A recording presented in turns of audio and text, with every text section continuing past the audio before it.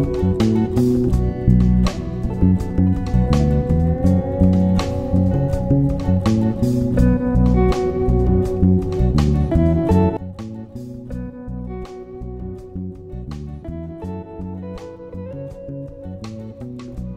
kita mulai untuk menyusun jurnal penyesuaian, di mana untuk dokumen penyesuaian per 31 Desember 2021, di sini melanjutkan dokumen sebelumnya yang ke-26 dan sekarang dokumen yang ke-27, di mana di sini ada memorial kepada bagian keuangan telah diterima rekening koran dari bank atas rekening perusahaan tanggal 31 Desember 2021 menunjukkan informasi sebagai berikut: interest revenue Rp1.401.700 dan bank service charge sebesar Rp60.700. Jadi dari memorial ini kita akan mencatat jurnal penyesuaian dalam bentuk jurnal umum. Tanggalnya kita buat tanggal 31 Desember. Kemudian untuk memo kita buat nomor bukti memo ini. Dan untuk akun yang dipengaruhi oleh memo ini, yang pertama di sini ada interest revenue, itu artinya pendapatan bunga berarti di kredit, dan bank service charge itu artinya adalah beban bank di sebelah debit. Berarti masih ada selisih, maka nanti dia akan masuk ke akun cash in bank. Kemudian yang kedua tadi di sini adalah bank service charge atau bank charge ya, menyesuaikan dengan nama akun yang di neraca saldo. Dan di kreditnya di sini adalah interest revenue. Berapa duitnya? Kita masukkan untuk interest revenue sesuai dengan data ini, Rp1.401.700. Kemudian untuk bank service charge-nya Rp60.700 di sebelah debit. Dan selisihnya inilah yang diterima atau masuk dalam cash in bank. Berapa selisihnya? Kita kurangkan saja antara interest revenue dengan bank service charge. Ya, Rp1.341.000. Ya, Rp1.341.000. Kemudian jika ini sudah, kolom ref kita kosongkan dulu, karena ini nanti akan kita isi pada saat kita melakukan posting dalam buku besar.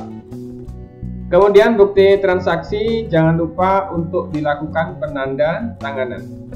Dan kita lanjutkan dokumen berikutnya yang ke-28.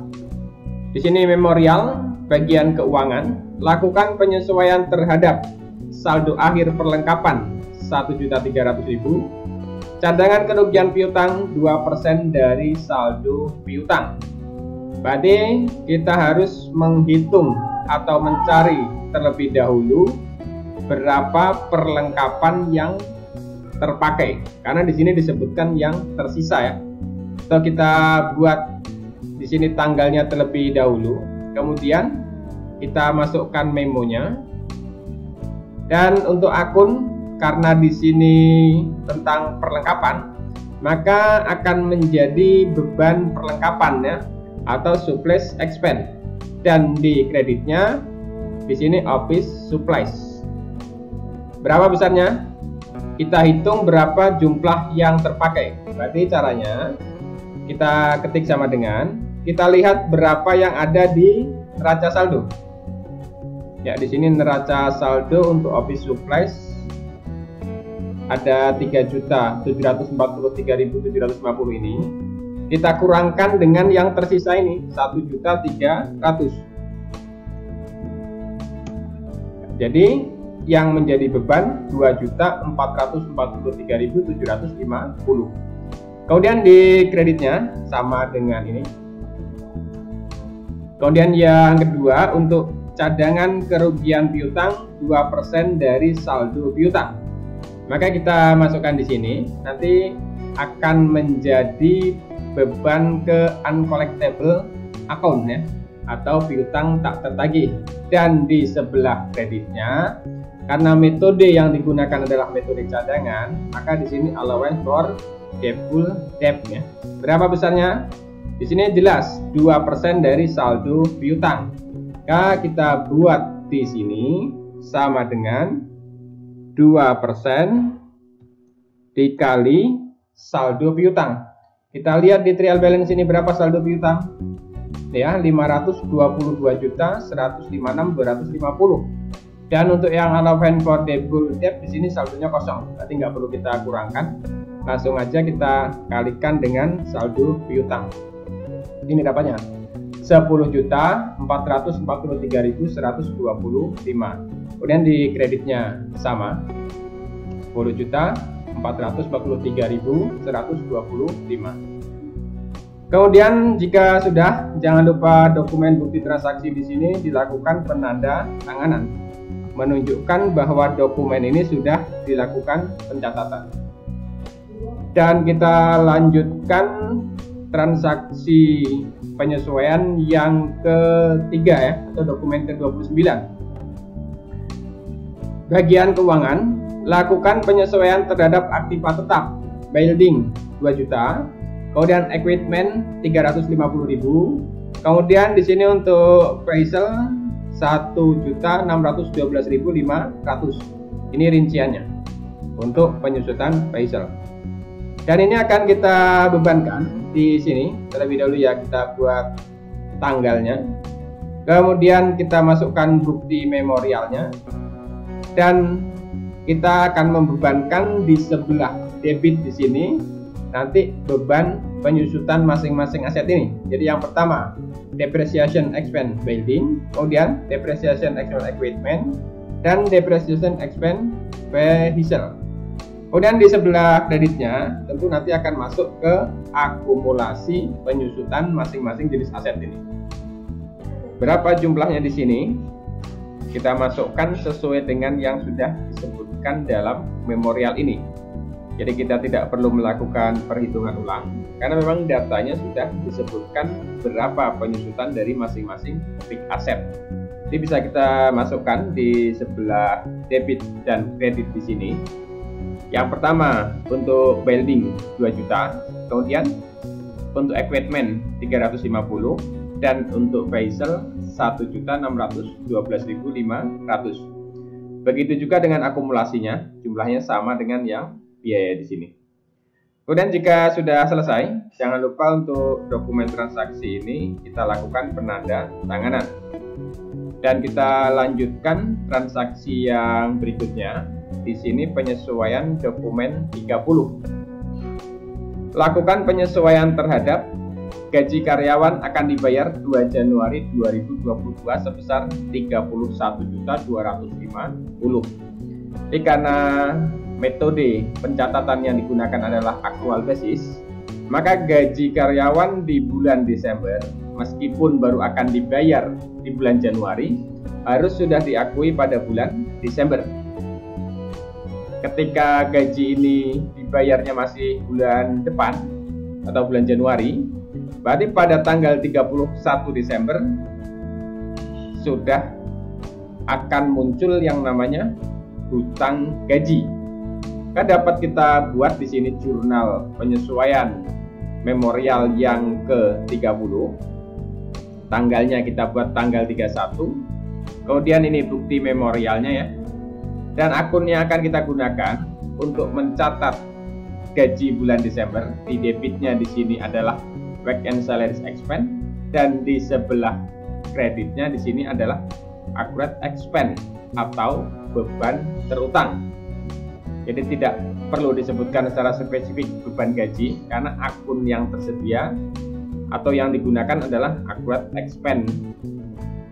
Besarnya langsung kita masukkan sebesar 31.250 di debit dan 31.250 di kredit.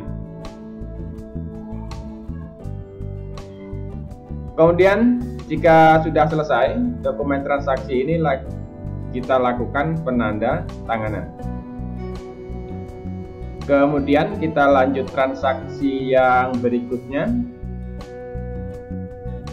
Pembagian dividen. Diberitahukan kepada pemegang saham bahwa perusahaan akan membagikan dividen 2021 sebesar 37.500.000 dan dikurangi dengan pajak penghasilan 10%. Jadi ini baru merupakan pengumuman untuk pembagian dividen ya.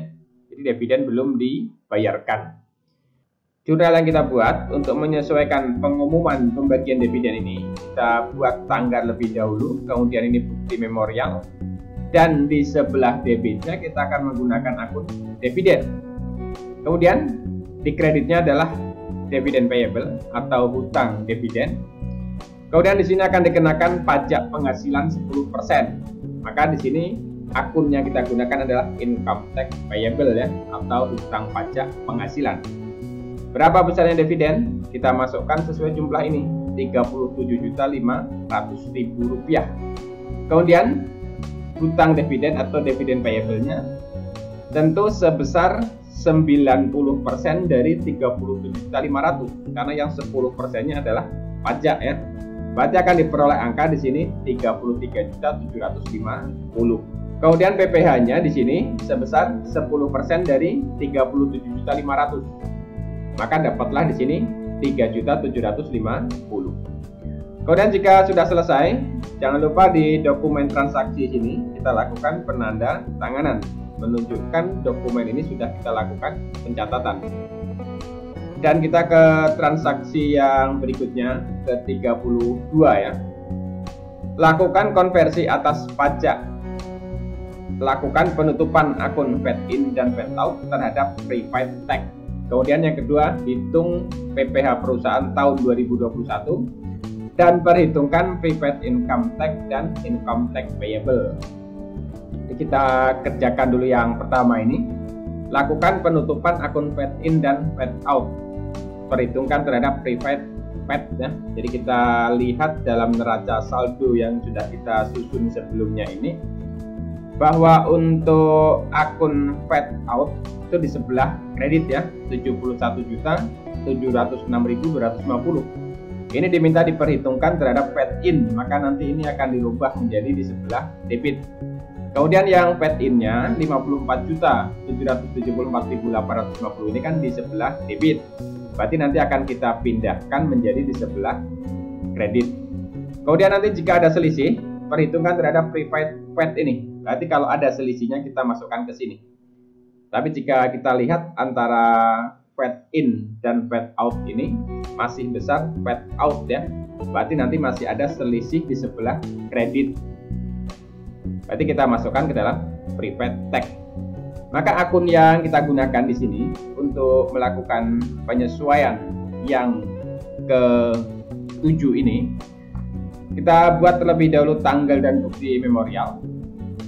Kemudian akun yang di sebelah debit adalah value added tax paid out. Kemudian yang di kredit ada dua akun. Yang pertama value added tax paid in, kemudian prepaid paid ya, atau PPN dibayar di muka.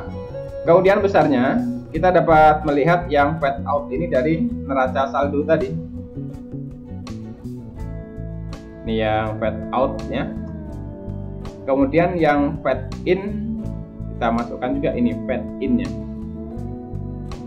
Kemudian ini selisihnya yang masuk dalam prepaid tax, ini selisihnya kita kurangkan saja ya, dapatnya 16.931.400. Jadi inilah jurnal untuk melakukan penutupan akun paid in dan paid out. Kemudian selisihnya sudah kita perhitungkan ke prepaid paid. Kemudian untuk yang berikutnya ini, hitung PPh perusahaan tanggal 21 tahun 2021 dan perhitungkan prepaid income tax dan income tax payable. Tapi karena jika kita lihat bahwa omset perusahaan di sini atau peredaran bruto adalah 8 miliaran ya di salesnya, meskipun nanti dikurangi dengan retur dia tetap di atas 4,8 miliar. Berarti nanti perhitungan PPh-nya akan dilakukan berdasarkan PKP atau penghasilan kena pajak, yaitu besarnya laba di tahun 2021. Sementara untuk saat ini kita belum mengetahui berapa besarnya laba yang diperoleh oleh PT Jaya Tama. Berarti untuk PPh perusahaan belum bisa dilakukan perhitungan dan belum bisa dilakukan penyesuaian di sini. Dan akan kita lakukan penyesuaian nanti apabila kita sudah mengetahui berapa besarnya laba yang diperoleh oleh perusahaan. Oke, untuk akun yang akan kita gunakan, di sini dapat kita gunakan akunnya nanti adalah yang sebelah debit income tax expense dan sebelah kreditnya income tax payable. Karena jika kita lihat, meskipun di sini diminta perhitungkan kepada prepaid income, dalam neraca saldo di sini tidak ada akun untuk prepaid income. Ya, di sini adanya prepaid PET. Ini adalah PPN dibayar di muka. Kalau prepaid income berarti pajak penghasilan dibayar di muka. Berarti kita abaikan saja untuk akun prepaid income ini.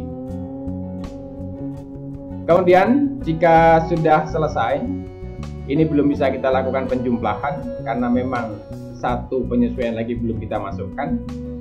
Selanjutnya kita lakukan posting atas jurnal penyesuaian ini ke dalam buku besar. Dan buku besar yang kita gunakan adalah buku besar yang sudah kita gunakan sebelumnya untuk memposting jurnal khusus dan jurnal umum.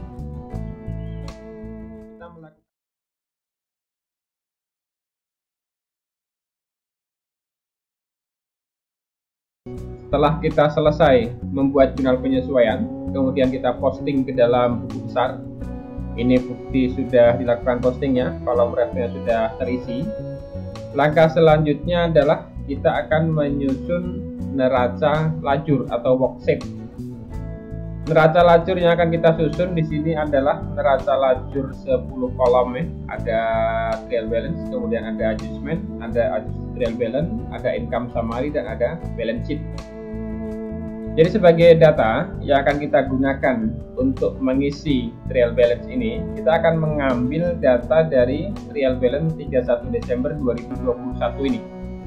Ini bisa saudara salin ke dalam neraca lajur ya. Di sini saya copy. Kemudian saya masukkan ke dalam trial balance di worksheet sini. Saya gunakan paste spesial. Nah, di sini secara otomatis sudah terisi. Kemudian kita cek jumlahnya di sini apakah sudah sama.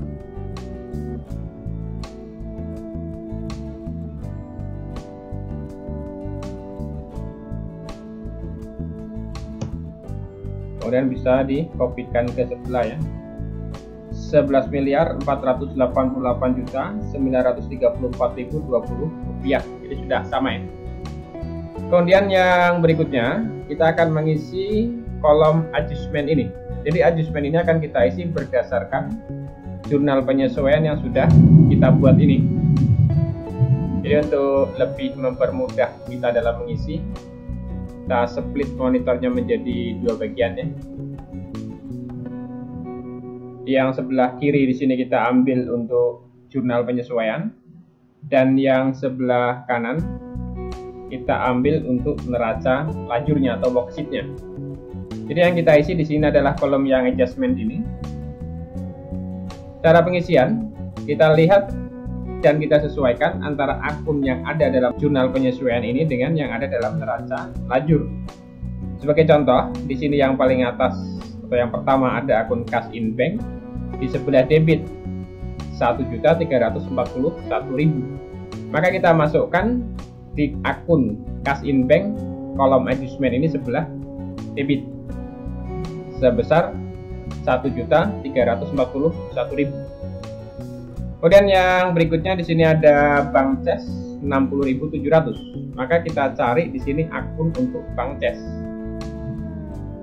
Kita masukkan 60.700. Kemudian di sebelah kreditnya ada interest revenue. Ini interest revenue kita masukkan di sini 1.401.700. Kemudian yang berikutnya di sini ada surplus expense, kemudian ada uncollectible akun. Jadi kita masukkan yang sebelah debit ini dulu. Ini untuk uncollectible akun. Kita masukkan 10.443.125. Kemudian ini surplus expense. Kita masukkan 2.443.750. Kemudian kita masukkan yang kredit ini, office surplus dan allowance for doubtful debt. Ini ya, office surplus di sebelah kredit. Kita masukkan ini di sebelah kredit. Kemudian allowance for doubtful debt di sebelah kredit. Ini berarti ya.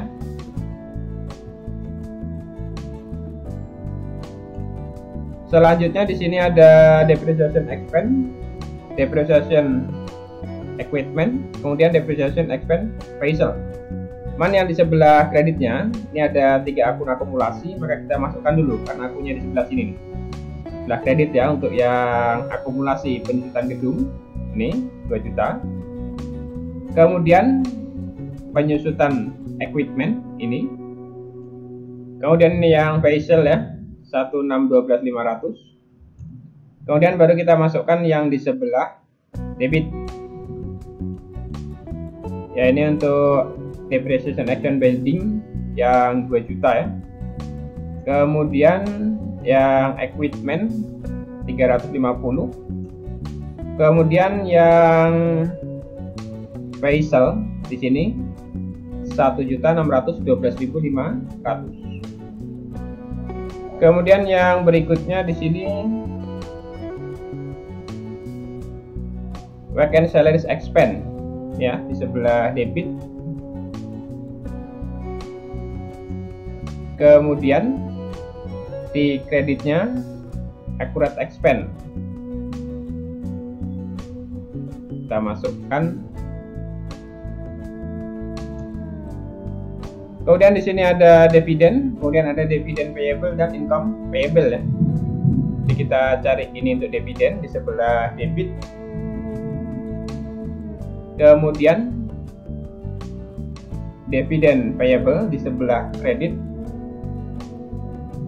Berikutnya di sini ada income tax payable di sebelah kredit. Kemudian di sini ada value added tax paid out ya, di sebelah debit. Berarti ini ya.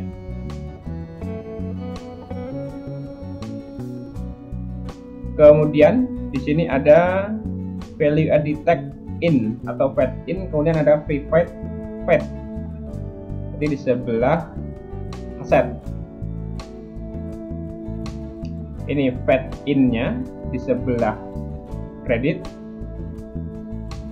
Kemudian prepaid paid di sebelah kredit. Habis ya.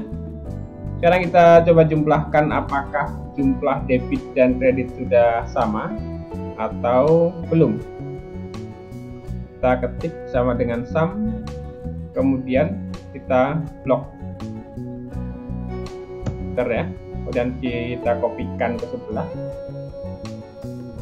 158.707.325 158.707.325. Berarti sudah sama antara debit dan kreditnya. P yang satu jurnal ini karena kita belum mengetahui angkanya, belum kita masukkan ke dalam neraca lajur. Setelah kita nanti mengetahui berapa laba yang diperoleh dalam neraca lajur ini, baru nanti kita lakukan perhitungan untuk income tax expense-nya. Sekarang kita lanjutkan untuk pengisian kolom adjusted trial balance atau neraca saldo disesuaikan. Jika kita isi secara manual, maka cara pengisiannya adalah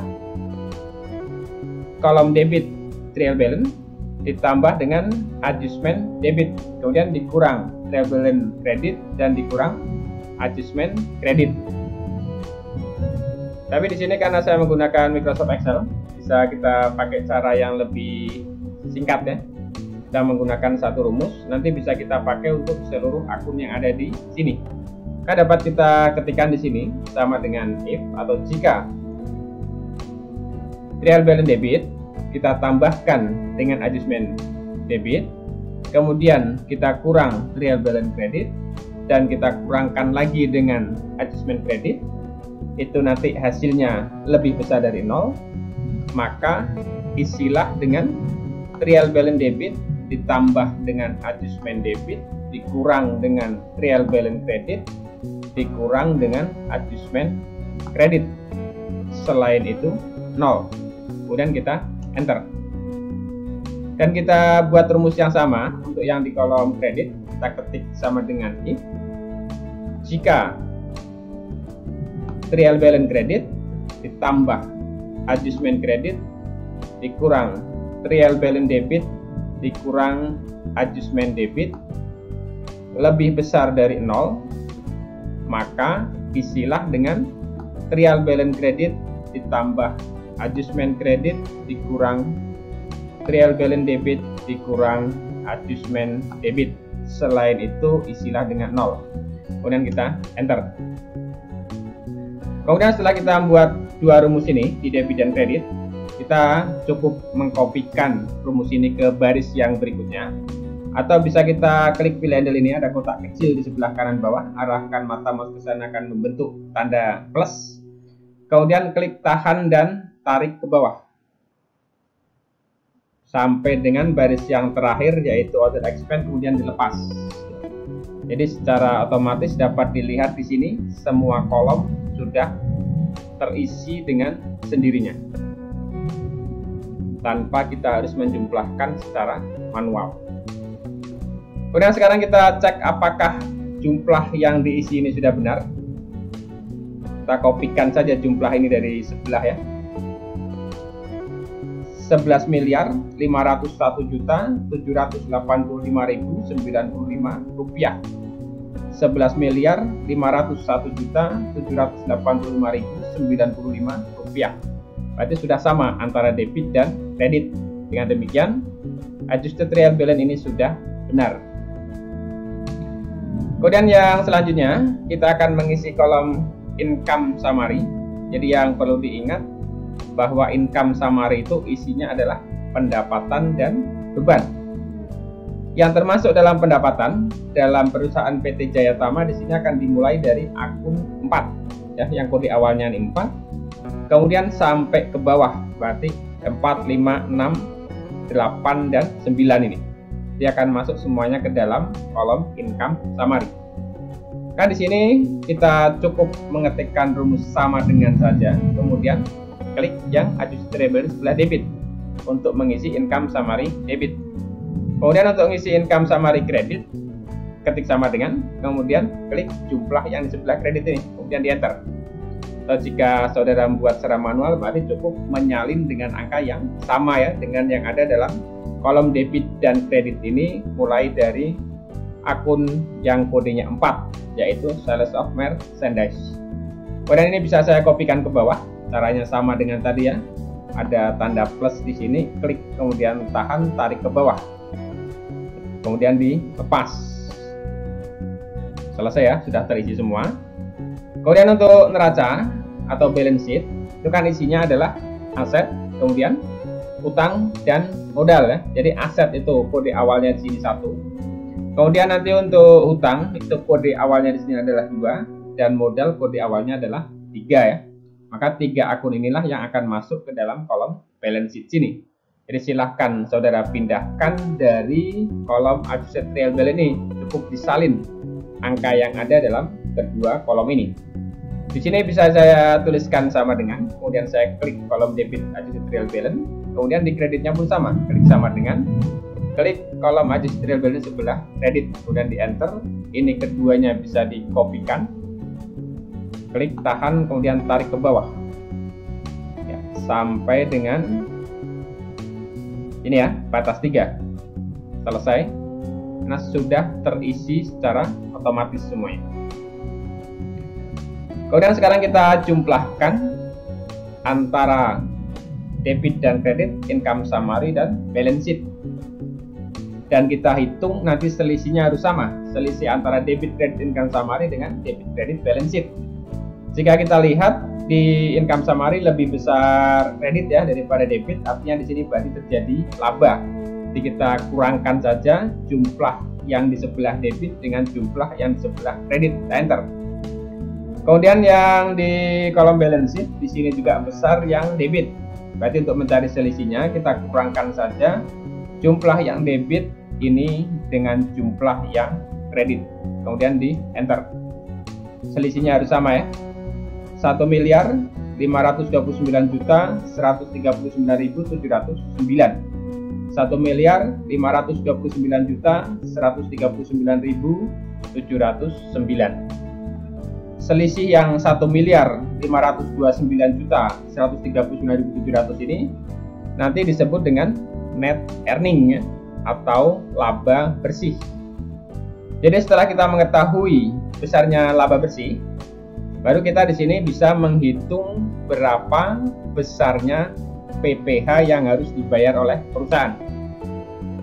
Jadi karena di sini untuk omsetnya tadi di atas 4,8 miliar, ya di sini ada 8 miliar 140 juta 125 ribu, nanti dikurang dengan retur ini. Maka kita harus menetapkan dulu berapa jumlah PKP, kemudian berapa PKP yang mendapat fasilitas, kemudian berapa PPh yang mendapat fasilitas, dan berapa PPh non fasilitas. Karena untuk pendapatan atau peredaran bruto di atas 4,8 miliar akan mendapatkan fasilitas PPh, yaitu keringanan 50% dari tarif normal. Tarif normal PPh adalah 22%. Jika mendapat fasilitas berarti setengah dari 22%. Sekarang kita tetapkan dulu PKP. Jika dilihat di sini adalah 1.529.139.709. Dalam perhitungan PKP sesuai dengan ketentuan Ditjen Pajak, ini harus dibulatkan ke dalam ribuan ke bawah. Berarti ini nanti menjadi 1.529.139.000. Inilah besarnya ya, karena pembulatan ribuan ke bawah. Berarti yang 709 ini kita hilangkan. Sekarang kita hitung berapa besarnya penghasilan kena pajak yang mendapat fasilitas. Sama dengan 4.800.000.000 dibagi dengan besarnya peredaran bruto, yaitu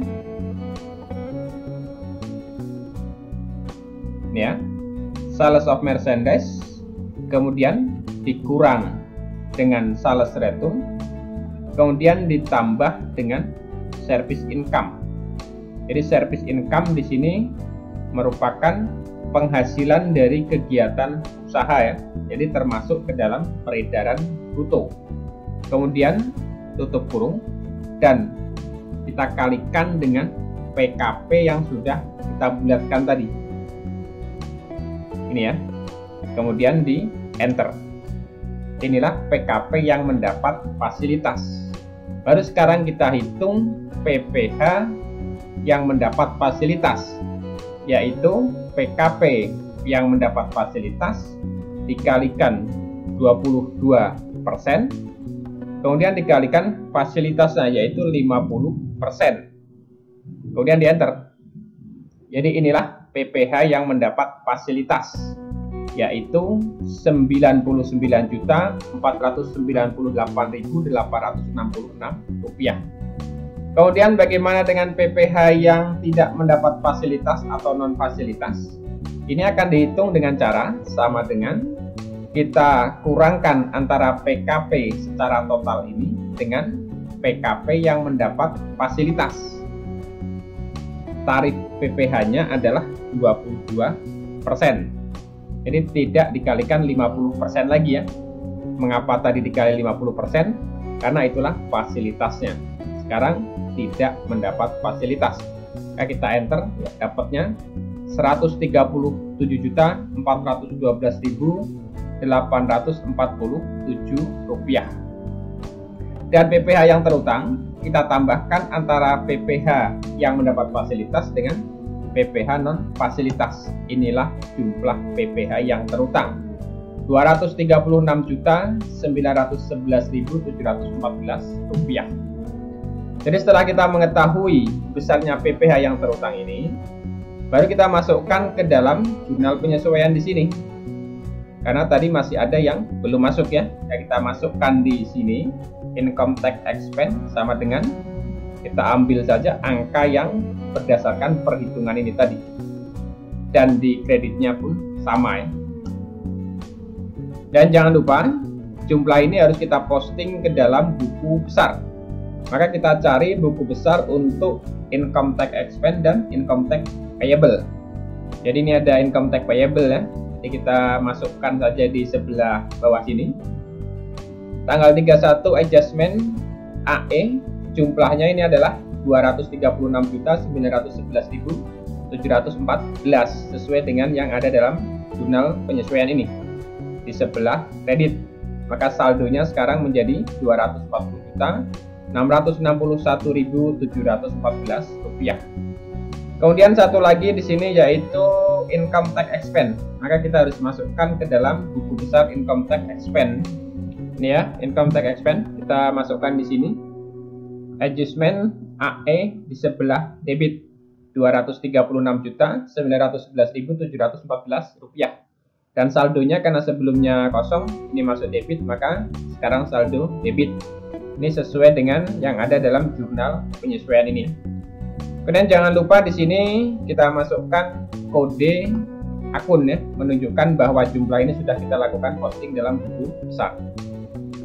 Dan selanjutnya dari jurnal penyesuaian ini, jangan lupa kita masukkan juga ke dalam adjustment di neraca lajur sini. Tadi akunnya yang pertama adalah income tax payable di sebelah kredit, karena di sini sudah ada angkanya ya. Maka ini kita tambahkan saja. Berarti ditambah dengan yang di sebelah kredit ini dan kita enter.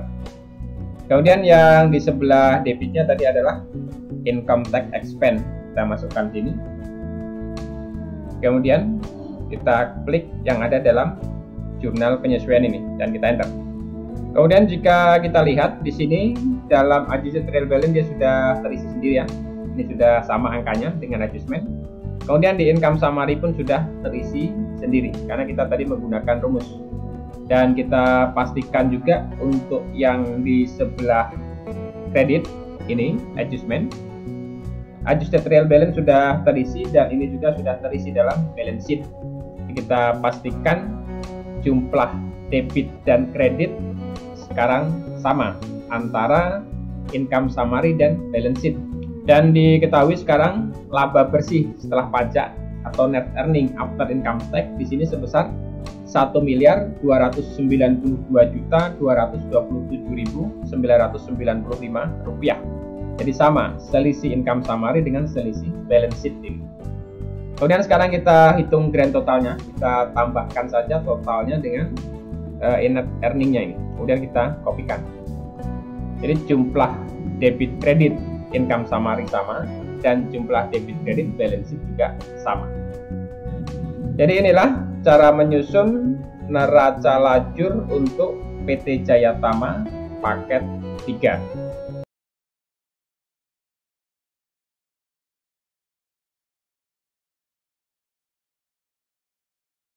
Kita akan menyusun laporan laba rugi. Yang perlu saudara ingat bahwa laporan laba rugi itu isinya adalah pendapatan dan beban. Inilah format yang akan kita gunakan dalam menyusun laporan laba rugi atau income statement. Di mana data yang akan kita gunakan, kita akan melihat dari worksheet dari kolom income summary ini. Jadi untuk lebih mempermudah, kita split saja monitor menjadi dua bagian ya. Jadi yang sebelah kiri sini kita ambil untuk neraca lajur atau worksheet. Kemudian yang sebelah kanan sini kita ambil untuk laporan laba ruginya. Jadi dalam worksheet sini kita fokus pada kolom income summary sini. Karena laporan laba rugi itu adalah data yang terdapat dalam kolom income summary di neraca lajur ini. Yang paling atas adalah income, yaitu berasal dari sales of merchandise. Maka kita masukkan besarnya sales of merchandise di sini sesuai dengan data yang ada dalam income summary neraca lajur ini. Kemudian kita masukkan sales diskon dan retur diskonnya di sini. Ini ada sales diskon, ini ada retur. Kemudian kita masukkan di sini. Kemudian returnya. Dan sekarang kita jumlahkan berapa jumlah sales diskon dengan sales retur. Dapatlah 88.857.875 rupiah. Kemudian kita kurangkan antara sales of merchandise ini dengan amount sales and return. Maka dapatlah 8.051.267.125 rupiah. Jadi ini disebut dengan net sales atau penjualan bersih. Kemudian di sini ada service income ya, atau pendapatan jasa. Di sini masih kode 4, artinya ini masih dalam usaha. Maka kita masukkan di bawah penjualan bersih sini. Sebesar 12.456.000. Kemudian sekarang kita jumlahkan berapa jumlah pendapatan usahanya. Kan diperoleh di sini 8.063.723.125 rupiah. Kemudian kita masukkan di sini ada cost of goods sold atau harga pokok penjualan sesuai dengan data yang ada dalam income summary di sebelah debit ini. Kemudian di sini ada purchase discount ya, atau potongan pembelian. Jadi ini nanti akan mengurangi dari harga pokok penjualan atau cost of goods sold. Maka jumlah cost of goods sold-nya sekarang tinggal 5.989.581.471 rupiah. Dari 6 miliaran ini dikurang dengan 34 jutaan ini. Sekarang kita hitung berapa gross earning atau laba kotor. Kita kurangkan antara total operating income ini dengan cost of goods sold ini. Dapatlah 2.074.141.654 rupiah.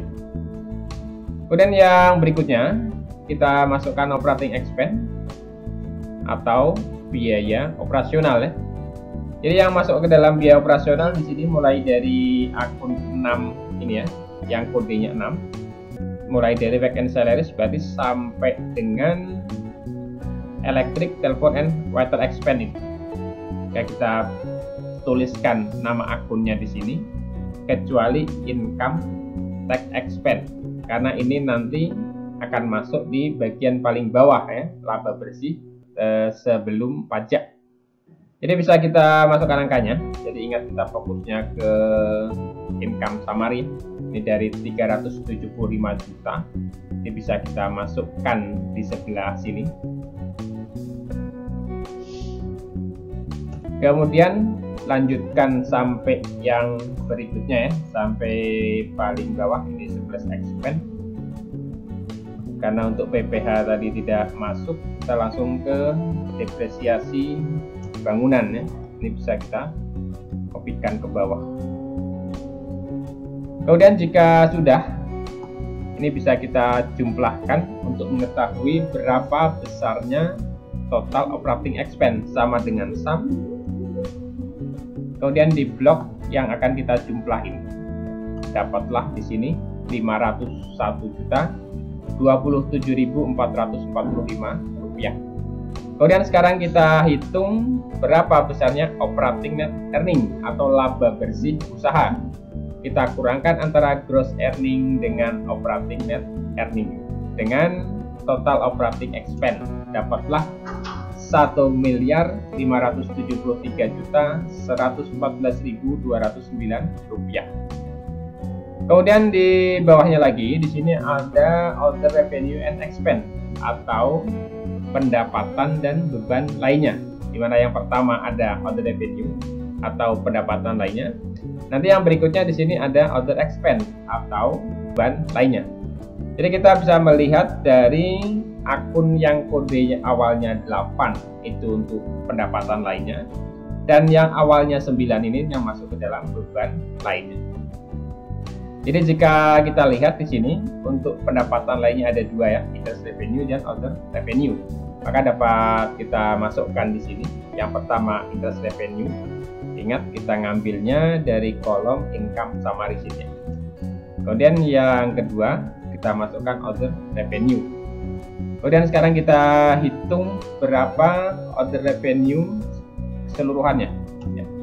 16.093.700 rupiah. Kemudian kita masukkan untuk other expense ya. Di sini ada 3, cuman other expense ini nggak ada nominalnya. Jadi kita ambil yang 2 ini saja, yaitu bank cash dan interest expense. Nah, kita masukkan di sini. ini untuk bank cash, kemudian yang ini untuk yang interest expense. Kemudian kita jumlahkan kedua ini. Jadi totalnya untuk other expense adalah 60.068.200 rupiah. Sekarang kita hitung berapa bersih dari other revenue and expense-nya. Jadi kita kurangkan saja antara other revenue ini dengan other expense ini. Dapatnya di sini min 43.974.500 rupiah. Artinya masih lebih besar beban lainnya daripada pendapatan lainnya. Berarti sekarang kita hitung net earning before income tax atau laba bersih sebelum pajak. Caranya adalah kita mengurangkan dari operating net earning ini dengan net other revenue and expense. Karena di sini saya menggunakan Microsoft Excel dan di sini sudah min, ya, berarti tandanya di sini saya tambah. Tapi jika saudara menghitung manual, berarti harus dikurangkan, ya. Maka dapatlah di sini sebesar 1.529.139.709 rupiah. Kemudian kita masukkan di sini pajak penghasilan atau income tax expense, ya, sesuai dengan yang ada di neraca lajur ini, 236.911.714 rupiah. Kemudian kita kurangkan antara net earning before income tax dengan income tax expense. Maka diperoleh 1.292.227.995 rupiah. Ini disebut dengan net earning after income tax, dan jumlah ini harus sama dengan net earning yang ada dalam neraca lajur. Sekarang kita cek apakah sama atau tidak. Sama dengan ini menurut perhitungan income statement, kita kurangkan dengan menurut laporan yang ada dalam income summary neraca lajur. 0, ya, artinya antara income statement dengan neraca lajur laba bersihnya sudah sama. Jadi inilah hasil dari income statement untuk PT Jayatama paket 3.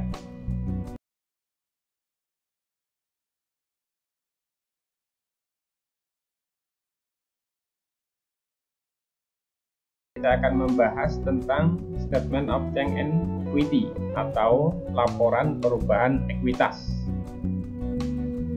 Jadi yang perlu kita ingat bahwa bentuk dari perusahaan di sini adalah perseroan terbatas, ya, atau PT. Artinya nanti akan ada modal saham dan laba ditahan, atau namanya adalah common stock dan retained earning. Data untuk menyusun laporan perubahan ekuitas dapat kita lihat di neraca lajur kolom balance sheet. Sekarang kita masukkan untuk beginning balance atau saldo awal. Jadi common stock ini bisa kita ambil jumlah yang ada di neraca lajur ini sebesar 300.000. Kemudian retained earning-nya atau laba ditahannya jika kita ambil yang ada dalam neraca lajur ini. Kemudian bisa kita tambahkan berapa jumlah modalnya. 2.215.771.370 rupiah. Kemudian kita masukkan net earning. Net earning ini dapat kita lihat dalam laporan laba rugi di sini atau di neraca lajur yang paling bawah tadi. Jika kita lihat dari income statement atau laporan laba rugi, besarnya laba bersih ini 1.292.227.995 rupiah. Kemudian kita masukkan dividen, karena dividen ini nanti akan mengurangi retained earning dan posisinya di sini di sebelah debit. Maka dalam laporan statement of change in equity ini dia kita buat minus atau dalam kurung, ya, 37.500.000. Kemudian di sini bisa kita jumlahkan, karena di sini cuma 1, maka kita ketik aja sama dengannya. Ini juga cuma 1. Dan sekarang kita hitung berapa ending balance-nya untuk common stock. Kita bisa kita ketik sama dengan sum kemudian kita blok yang atas itu, dan ini bisa kita kopikan ke sebelah. Rata net earning menjadi 3.170.499.365 rupiah. Ini dapatnya dari beginning awal ini, kemudian ditambah net earning dikurang dengan dividen. Dan secara total sekarang jumlah modalnya menjadi 3.470.499.365 rupiah. Jadi jumlah ending balance inilah nanti yang akan muncul dalam neraca.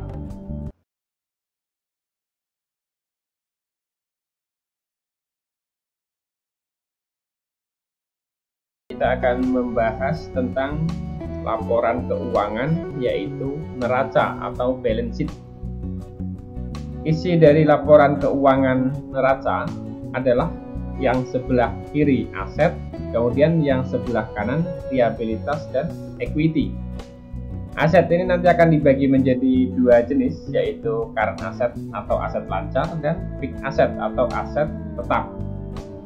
Kemudian untuk liabilitas akan dibagi juga menjadi dua, yaitu current liabilitas dan long term liabilitas. Kemudian equity nanti ada common stock dan ada retained earning. Sekarang kita masukkan dulu current asset, dan kita bisa melihat data ini dari neraca lajur. Untuk membedakan apakah akun tersebut masuk ke dalam current asset atau fixed asset, kita bisa melihat dari kode akun ini. Jika kodenya 11, itu artinya masuk ke dalam current asset. Tapi nanti ketika kita ketemu kode 12, itu masuk ke dalam fixed asset. Berarti yang masuk ke dalam current asset di sini dimulai dari cash in bank sampai dengan prepaid paid ya. Maka silakan dimasukkan nama akun ini ke dalam current asset sini. Kita ambil yang memiliki saldo ya. Di sini ada contohnya order receivable, dia nggak ada saldonya. Kemudian ada paid in juga tidak ada saldonya, maka tidak perlu kita masukkan ke dalam balance sheet sini. Berarti kita masukkan yang pertama di sini adalah cash in bank. Kita ambil jumlah dari kolom balance sheet ini. Kemudian yang bawahnya di sini ada petty cash, kemudian ada akun receivable. Dan di sini untuk allowance for debit debt di sebelah kreditnya. Jadi ketika kita masukkan ke dalam neraca, di sini harus kita buat minus, karena ini merupakan akun kontra dari piutang, artinya akan menjadi pengurang dari piutang ini. Berarti kita buat di sini minus 10.443.125 rupiah. Kemudian kita masukkan Mercedes inventory, kemudian di sini ada office supplies,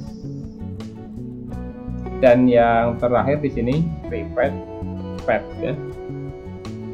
Habis ya, karena ini sudah masuk kode 12, berarti ini masuk ke dalam fixed asset. Sekarang kita jumlahkan untuk current asset.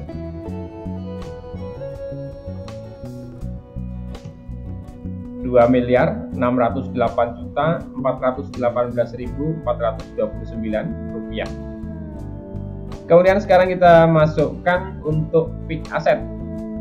Jadi kita mulai dari land ini ya, kodenya 12, land atau tanah 500 juta. Maka kita masukkan di sini. Kemudian kita masukkan yang berikutnya, di sini ada building at cost ya, 1.250.000.000. Dan untuk akumulasinya, karena di sini posisinya di sebelah kredit, artinya sama dengan yang allowance for bad debt full debt ini tadi. Kita buat minus ya, karena nanti akan mengurangi dari nilai building at cost-nya. Kemudian yang berikutnya kita masukkan dulu office equipment at cost-nya 150 juta, dan akumulasinya kita buat minus. Kemudian kita masukkan vessel at cost-nya di sini 271 juta. Kemudian kita masukkan akumulasinya, kita buat minus ya.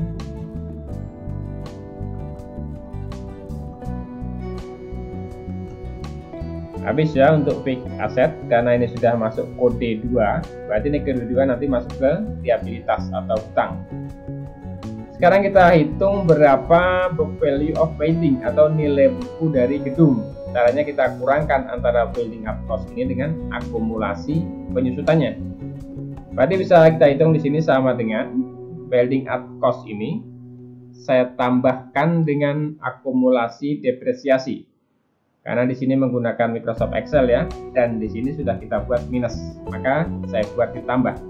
Jika saudara menghitung secara manual berarti harus dikurang. Maka dapatlah 1.082 juta rupiah. Kemudian kita hitung juga untuk book value of office. Kemudian kita hitung juga untuk book value of office equipment. Caranya sama ya. Dan yang berikutnya book value of vehicle.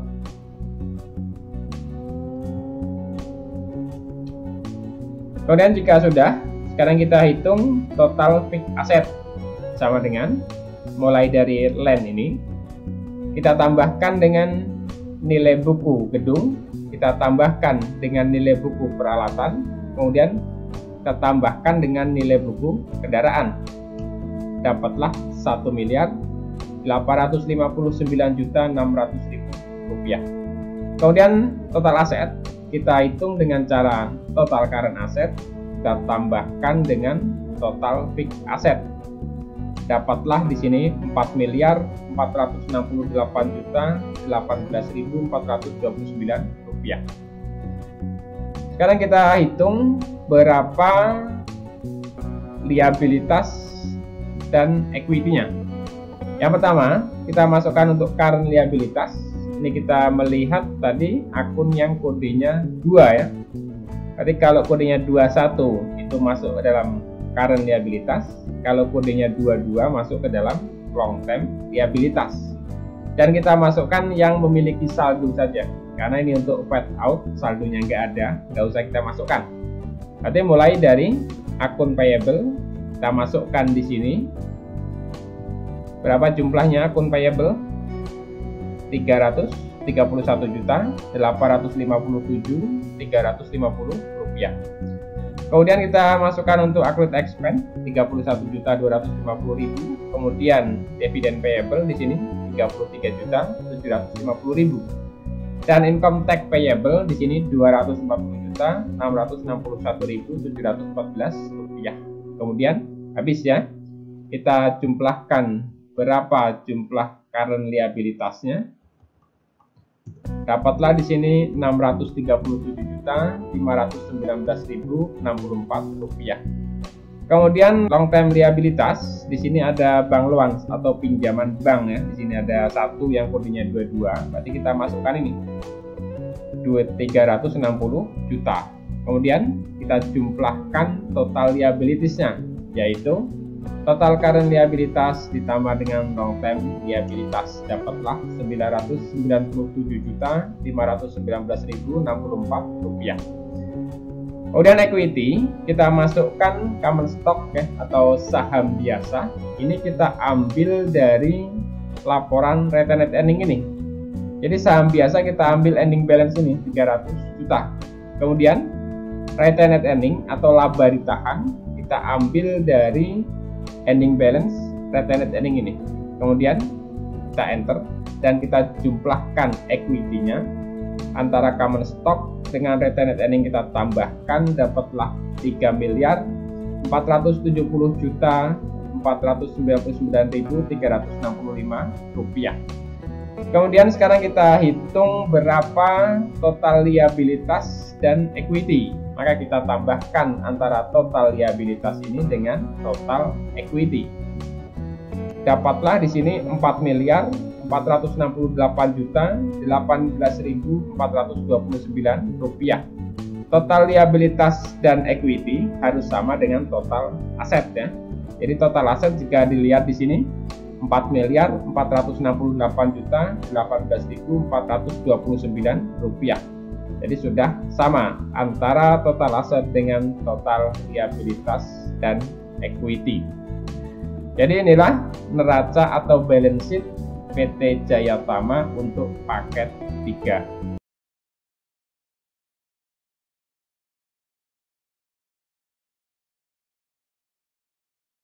Kita akan membahas tentang laporan arus kas dengan menggunakan metode langsung. Dalam penyusunan laporan arus kas, di sini akan kita bedakan menjadi 3 aktivitas, yaitu arus kas dari kegiatan operasional, kemudian ada arus kas dari kegiatan investasi, dan arus kas dari kegiatan pembiayaan. Sumber data yang akan kita gunakan, karena di sini metode yang kita gunakan untuk menyusun laporan arus kas adalah direct method atau metode langsung.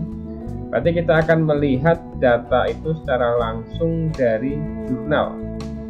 Yang pertama nanti ada dari jurnal penerimaan kas atau kas receipt jurnal, kemudian ada jurnal pengeluaran kas atau kas payment jurnal, kemudian ada dari PT Cash, kemudian ada dari adjustment entries.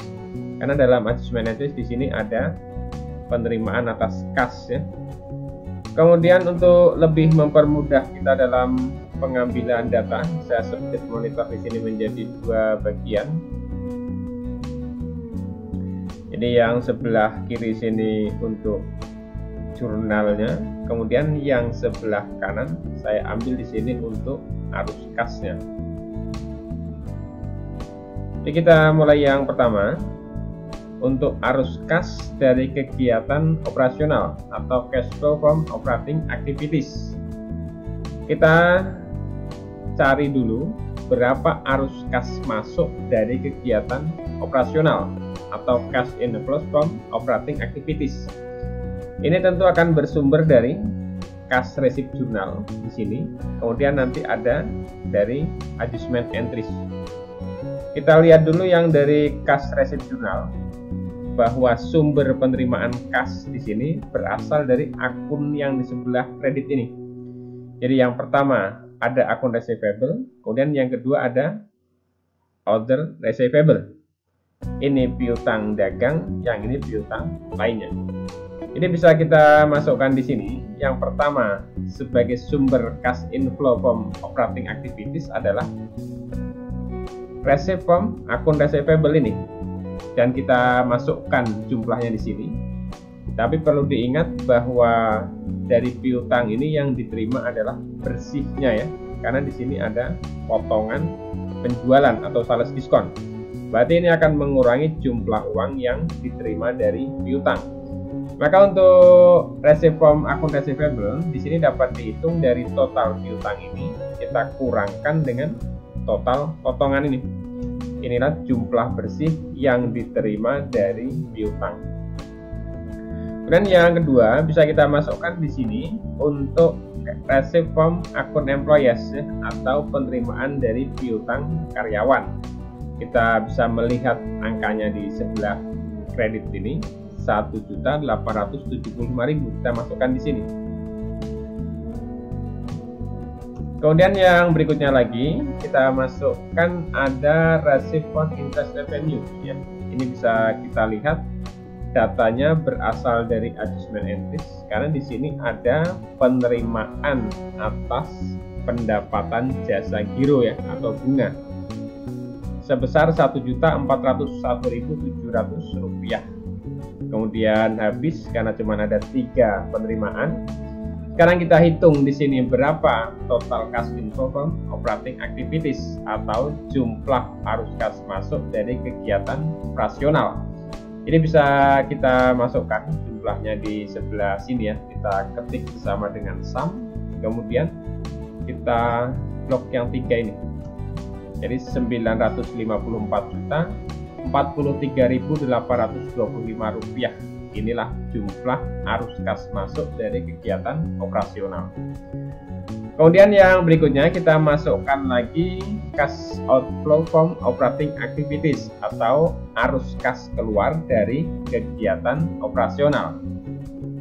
Data untuk mengisi arus kas keluar ini dapat kita lihat dari cash payment journal. Jadi di sini ada akun yang di sebelah debit. Inilah penggunaan kas yang dibayarkan kepada siapa. Jadi yang pertama di sini ada akun payable, kemudian ada accrued expense, ada bank loan dan interest expense. Namun untuk yang bank loan dan interest expense ini nanti akan masuk dalam kegiatan pembiayaan. Kemudian ada electric, telepon, and water expense. Dan yang berikutnya ada petty cash. Cuman karena di sini petty cash itu merupakan transaksi internal perusahaan ya, maka untuk yang masuk ke dalam petty cash ini tidak kita masukkan ke dalam arus kas, karena yang akan kita masukkan nanti adalah jumlah pengeluaran yang dari kas kecil ini. Berarti sekarang bisa kita masukkan terlebih dahulu di sini untuk cash outflow from operating activities. Yang pertama adalah payment for akun payable ya, atau pembayaran hutang dagang. Namun yang perlu diingat di sini bahwa jumlah hutang yang dibayar itu bukanlah 893.884.750, karena di sini ada potongan pembelian ya, atau purchase discount. Jadi ini akan mengurangi jumlah hutang yang diterima. Jadi yang kita masukkan ke dalam laporan arus kas di sini, pembayaran hutangnya adalah total dari akun payable ini kita kurangkan dengan purchase discount ini. Dapatlah Rp884.108.500. Kemudian yang kedua dapat kita lihat di sini ada accrued expense ya, atau beban terutang. Nanti dapat kita masukkan di sini. Yang berikutnya adalah payment for accrued expense ya. Duitnya kita masukkan di sini jumlahnya sesuai dengan yang dibayar ini. Kemudian yang bank loan dan interest expense masuk ke dalam kegiatan pembiayaan. Sekarang kita langsung ke electric, telepon, and water expense ini. Kita masukkan di sini. Dan jumlahnya kita masukkan sesuai dengan yang ada dalam total ini. 2.625.000.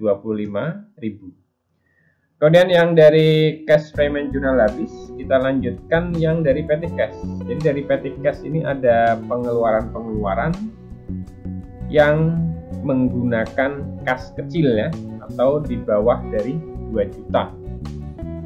Yang pertama di sini ada office supplies.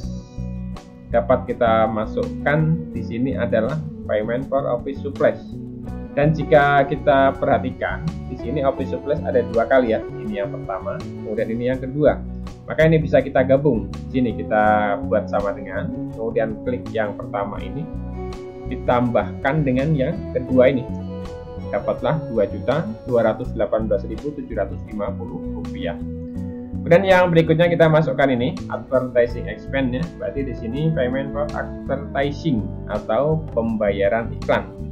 Berapa duitnya? Kita ambil ini 625.000. Kemudian berikutnya maintenance expense bisa kita buat di sini, yaitu payment for maintenance atau pemeliharaan. Duitnya kita masukkan 650. Kemudian yang berikutnya lagi ada payment for newspaper and tabloid. Berapa duitnya? Kita masukkan 500.000. Kemudian yang berikutnya lagi, karena yang dari petty cash di sini sudah habis ya, masuk semua. Di sini ada satu lagi yang dari jurnal penyesuaian, yaitu bank cash atau biaya administrasi bank. Dapat kita masukkan di sini untuk payment purchase, yaitu sebesar 60.700. Kemudian sudah habis ya. Sudah habis, kita jumlahkan sekarang. Kita cari berapa total dari cash outflow from operating activities-nya. Dapat kita ketik di sini sama dengan sum. Kemudian ini kita blok. Dapatlah Rp922.037.950. Kemudian kita hitung sekarang berapa net cash flow from operating activities atau arus kas bersih dari kegiatan operasional. Ini dapat kita hitung dengan cara mengurangkan antara total cash inflow dengan total cash outflow.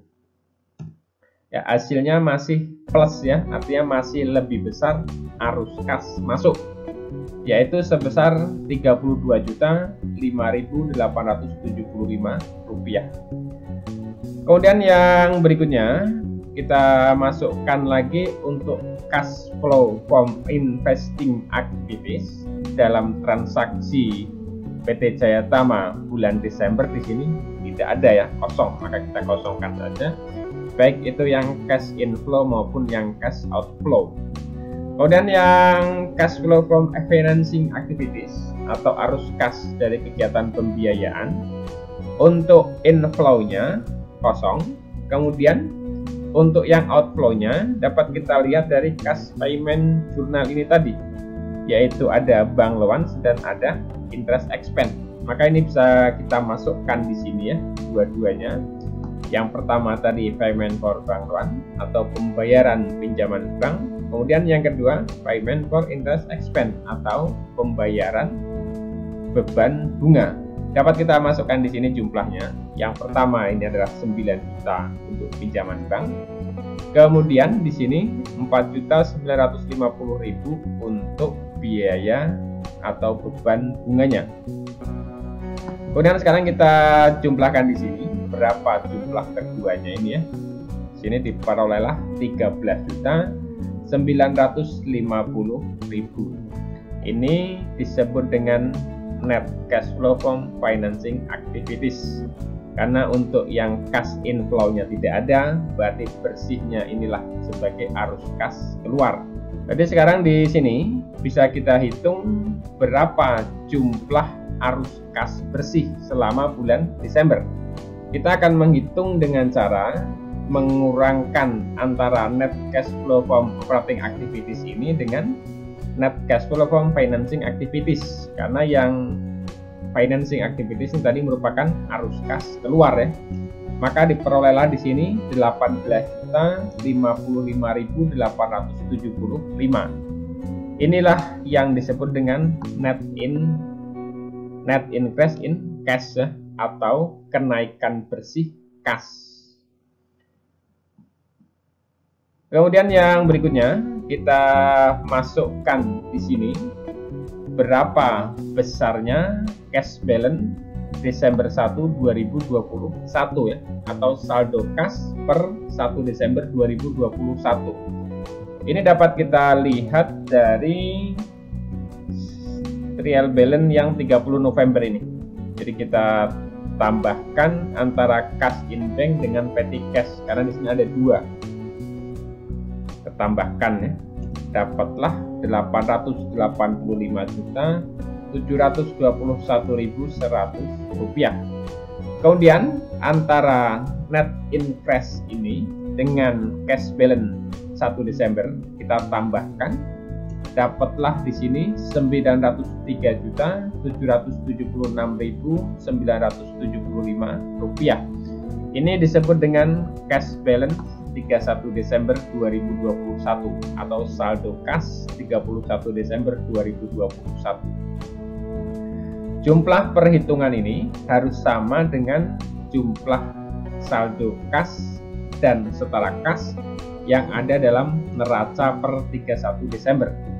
Sekarang kita hitung berapa jumlah dari kas dalam neraca atau balance sheet ini per 31 Desember. Maka dapat kita lihat di sini yang pertama ada cash in bank ini, kita tambahkan dengan petty cash. Maka dapatlah di sini 903.776.975 rupiah. Jadi jika kita lihat di sini antara saldo kas menurut laporan arus kas dengan saldo kas menurut neraca sudah sama. Dengan demikian untuk penyusunan laporan arus kas bulan Desember ini sudah benar. Jadi inilah laporan arus kas untuk PT Jaya Tama dengan menggunakan metode langsung bulan Desember 2021.